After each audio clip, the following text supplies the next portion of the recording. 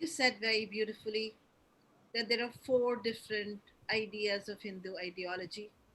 And yes, it would scare a lot of people because it's about different different fields in which people would be. Very interestingly, you also said at the end, the person needs to go to the forest.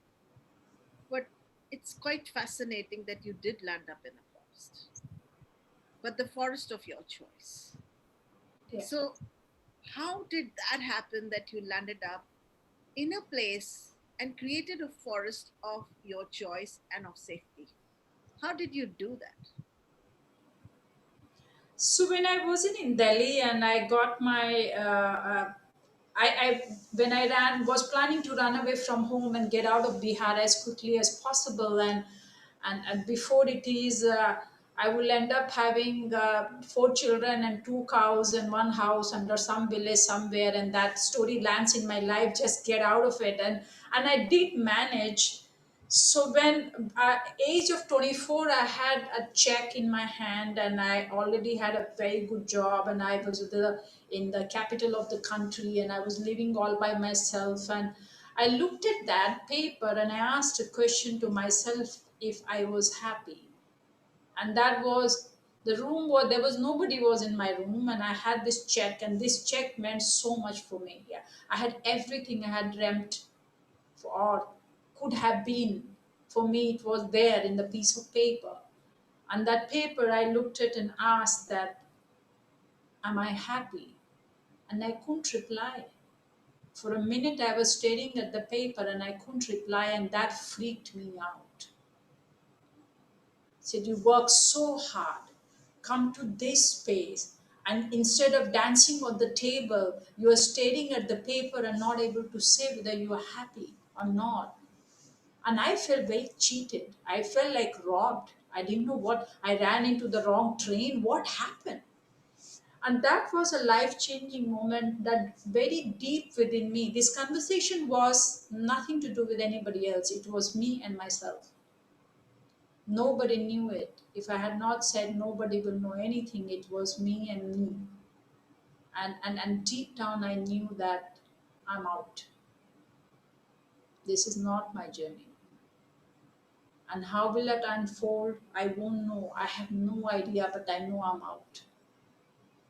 And that was freaky. That was freaky. That was scary. And able to just to the kingdom has arrived, and instead of owning it, I had renounced it at very that moment, and that was a very powerful shift in me. And Auroville, I didn't know. I had no idea where I was landing, but I knew that. This would not be can't be my life, and that it's not that happiness mattered a lot, and sense of this deep sense of peace and happiness, where will it come from? I parked that question, I had no answer, but one thing I knew, I'm out.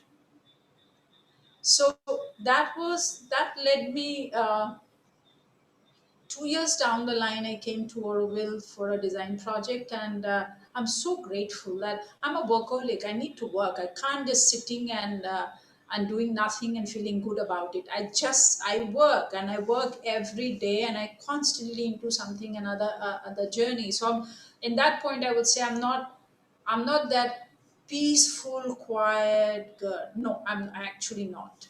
So in that, and the moment of having, but this deep sense of pause and faith in future and divinity, I do have. I have a very deep sense of that space, which animates my life and anything I do about it. So when I came to Auroville, and I could have been a tourist, and I was a tourist. I came to Orville, and I there are a lot of people come for a few days, and I came for a few days, and so big deal. But very first day, I was led to meet my master, Sri Aurobindo, in the picture on the wall in the frame, but it totally knocked me out. I looked at him, and I went into despair that My life belongs to you, your feet. I'm the dust below your feet. Why would you leave me somewhere else? And why wouldn't you allow me to come close to you? How dare you treat me like that? And I had no idea. I had no idea of being a dust and feet and master and nobody. But this meeting the master was the most profoundest moment of my life, which I knew I'm not going anywhere. I've come home. I've been traveling all my life and finally I have come home and I will be home. There was nothing to think about.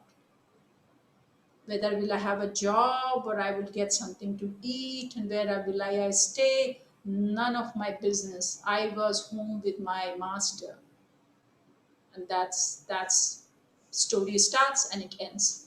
And that sense of assurity and clarity was very, very momentary. It appeared in front of me, but it appeared as if like it was chiseled on the stone.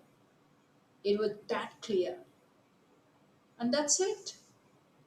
And it I guess it happens, once in a lifetime, and one has to be awake to be able to spot the moment and not let it pass in sleep. And I'm just grateful that I was not sleeping. And that moment when the moment arrived.